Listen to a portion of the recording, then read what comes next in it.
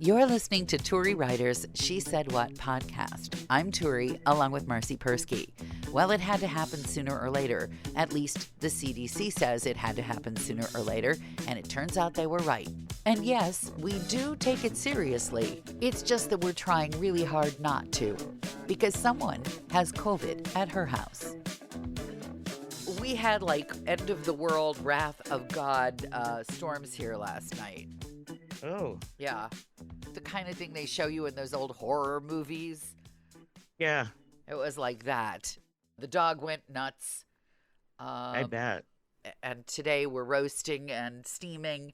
And if you walk by anybody with a window air conditioner, you will get a bath because all their window air conditioners are sucking all the moisture out of the air and dumping it wherever, which is on your head. And so we lived through that. I'm feeling completely untethered. COVID has come to our house. Oh, no. COVID I'm sorry. has come to our house. Come knocking. Yeah. The lamb's blood on your door. Yeah. So whatever kind of, again, the horror movie analogy. We have spent how much money on N95s, and we have we've walked around in the equivalent of dry cleaning bags for 2 years now. And shots and booster shots. Yeah, we got all that. Booster shots to your booster shots. Yes. Well, we're glad we have those because when the spousal unit got in touch with his internal medicine specialist, they said, well, you're 2 years too young to be in the high-risk category, and we're short of antiviral treatment, so just sit there. So nice. I said to him, well, there are probably other places that do have antiviral stuff if you want it. And then he said, no, this is the hair shirt. Oh, no, I'll be fine. So then this is how selfish I am. I thought, well, I'm too young to be instantly qualified. On the other hand, I have several risk factors. So perhaps it's better that I not give my husband the potential life-saving antiviral treatment because I might need it myself. Need it yourself. Oh, and I haven't even told him that I thought this thought. Oh my gosh! So how bad is he? I am such a bad. First, let me just confess, I'm such a bad person. We all knew that. Imagine thinking, well, wait a minute. If there's a shortage and he gets it, then 5 days from now when I'm sick and I need it, what if they don't have it for me? Screw you. Go to bed and cough. He's fit. And, he's in good physical shape. Oh, great. Let's just, make fairly excuses young. Why I am a selfish. We do deserve it. We deserve it more than them. Yeah. If I get COVID, who's going to, do all the bills and all the stuff that I do around the house? Not counting feed all the animals.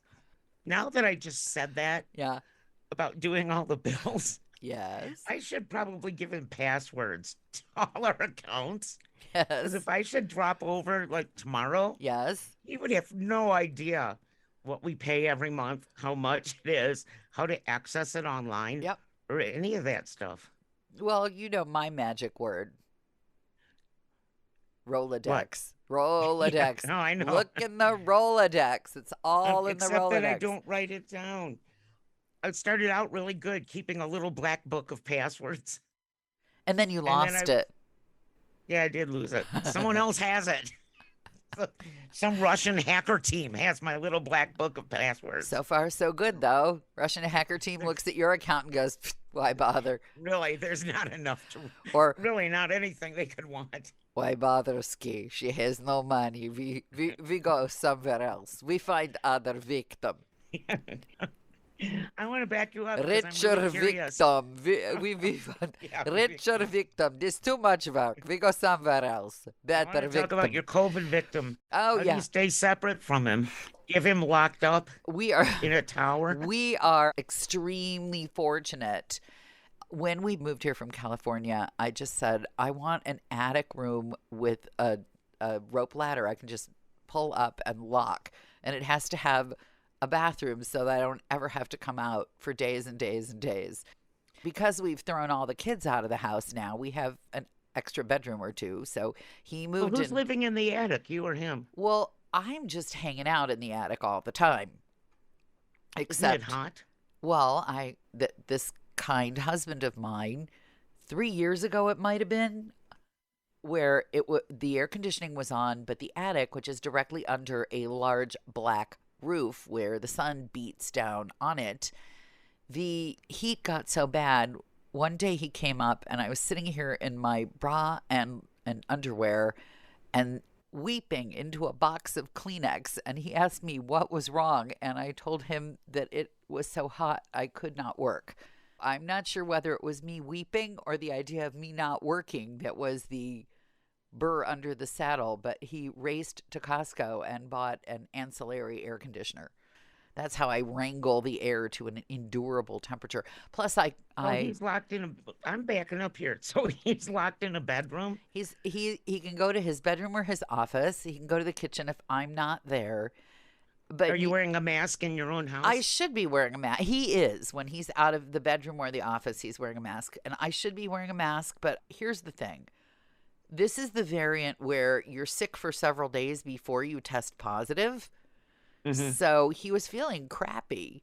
And so he thought what he needed 2 days ago was a big, ridiculous bike ride. This is my masochistic husband. He feels sick, gets on the bike path. And, well, I think he rides where nobody else is because he's crazy. And so 40-mile bike ride, he comes back and goes, I really feel bad. I think I overdid it. I'm just beat. I just feel crappy. I'm like, well, dude, you're not 28 anymore, so maybe the 40-mile bike ride just on the spur of the moment, maybe not such a great idea even here in the flat Midwest. And the next day, he's like, I really feel crappy. I'm going to take a COVID test. And it was negative. So we went to dinner outdoors, but still we walked through the restaurant to the outdoor courtyard. And I don't know why. It must be a function of age. But I didn't used to think of French fries as an actual moral wrong. But I now, when I eat French fries, I enjoy them in the same way that as a kid, if I filched a pack of cigarettes from the supermarket, where I felt like I'd really gotten away with something bad, that's how I feel now if I eat French fries. Why? I love French fries. Well, and you weigh the same thing you weighed when you were in college, so good for you. Miss, I have no tuchus. Good for you. That's nice. I have a front one. That's nice. Yeah. I eat French fries, and it's just a matter of do I bother chewing and swallowing these or simply apply them directly? That's the only equation here. So Stick them in your ears. Well, that's another thing I'll talk to you about in a minute. Oh, no. No, okay. Nothing's gone wrong with my hearing. No, nothing. But so we went out, and God knows who we made sick. And then the next day, he said, I still feel crappy. I feel even worse. I'm going to take a COVID test. And then it was positive. And it was funny. I watched him do the same conversation that women do with pregnancy tests. He said, well, the line, wasn't very dark. I'm like, maybe I should do it. No, if you have a line, that's it. That's all she wrote. So he was sick for at least 3 days before it showed up positive, despite testing. You get to be like the Johnny Appleseed of COVID for several days before you will test positive, which is a really scary thought. So I feel really unmoored. I'm waiting. I'm waiting to get sick. I know that I will get sick because we were living together, dining together, sleeping together, as, lawfully wedded people often do. Unless you're in my house, I'm still sleeping sitting up in a chair. Thanks to my broken ribs. Oh, poor baby. I know. I tried to sleep in my bed last night. I woke up 3 a.m. in so much pain.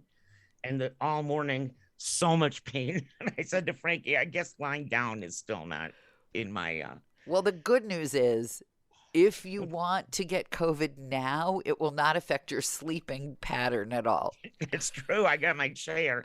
But somehow I'm imagining your spousal unit. Yes. In one of those nightgowns like Ebenezer Scrooge wears. And you have a slot in the door, when people are in solitary confinement. Just shoving a grilled cheese sandwich in there. Yeah, shoving his food, some soup and some grilled cheese, just through the slot. Well, he wasn't very hungry at first. Now he's got an appetite and he wishes tea, but I can't wait on him or serve him food or touch him or come near him. He's typhoid spouse. So what about a hazmat suit? I thought about putting on the dry cleaning bag again. I could put on the mask, but this is, your brain gets kind of foggy during COVID, so you do things that make no sense. He's walking around the house with a mask on. I'm eating my brunch, right? He makes a cup of tea. He sits down at the table and dips his mask under his chin to drink. I'm like, what are you doing? Oh. I'm telling you, the slot in the door would work. I'm such a nervous wreck. I was up till 5 a.m. because here's the thing. I know that I will get COVID. What I don't know is what kind of COVID will I get? It's like the Wizard of Oz. Are you a good witch or a bad witch? I don't know. Me? Yeah. I'm not a witch at all. I'm Dorothy, small and meek, born in COVID. Born in COVID. Oh, Lord. So how do you know which COVID you have? Well, I mean, you could get a PCR and an analysis, but what I care about is not which kind of COVID I have. What I care about is where it will affect me. That's what I care about. I don't know, but I can tell you that my husband has refused the antiviral drug, so there better be some for me. Darn well better be some for me. You can always drink some bleach. I heard that works. Oh, don't even start. He actually, the one time I did go out because I'm still negative and I'm not showing any signs at all, and we needed extra strength Tylenol because apparently he's been eating those like some people eat cornflakes. Like some people eat ibuprofen. That would be me lately. Right. He's been eating Tylenol. And so I went to Walgreens with my mask. I think I double masked to go into the store. And you have to wear gloves? No, because that's just weird. No, I'm imagining you now in your house. You're wearing a long black dress and long black gloves, like Morticia. To slide his food in through the slot. No, I should wear a sheriff's uniform. I still have that sheriff's badge you gave me many, many years ago. I could wear that. I've still got that thing. It works. Try it sometime. The sheriff's badge? Out when you get pulled over. No, the one you gave me has rhinestones on it. So no, I don't think it will work. So I went to Walgreens and they had buy one get one for half off. So I bought 2 hugendous, ginormous 5,000 milligrams in a pill, extra strength Tylenol, like the bottle as big as my arm. Like the bottles of Tylenol are so huge now. They look like, when they used to put those demonstration sizes of things in the windows of pharmacies, like the big fake stuff. Yeah, I know they're that big now.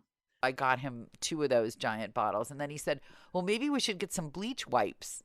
You've got a gallon of bleach next to the laundry machine. What do you need a bleach wipe for?" He really tries to execute the checklist, my husband. We've got 4 gallons of hand sanitizer because that was recommended, even though we hardly leave our house and we have sinks and soap and water and we don't need hand sanitizer. The list said we should have it, so we have it. And some paper towels. Yeah, bleach wipe my ear. Buying a bleach wipe. Take the bleach, you spray it on the paper towel, That's and right. voila. Yeah, just make a solution of bleach and water, spray the paper towel, and there's your bleach wipe. That's right. We don't need something that never biodegrades because it's made of some kind of spun plastic and is going to live in a garbage dump until 3 generations from now when all of us have 3 toes and can live in minus 40 degree cold or 900 degree heat, depending. I'll be around by then. Well, at the rate I'm going, I won't because I don't know what kind of COVID I'm going to get. If you've made it this far, chances are you've been enjoying Turi Ryder's She Said What podcast, in which case you might also like my book, She Said What, A Life on the Air. You can find that at your neighborhood independent bookstore or on Amazon. Marci and I really appreciate your good reviews wherever you care to leave them. Your kind words help the podcast grow. Thanks.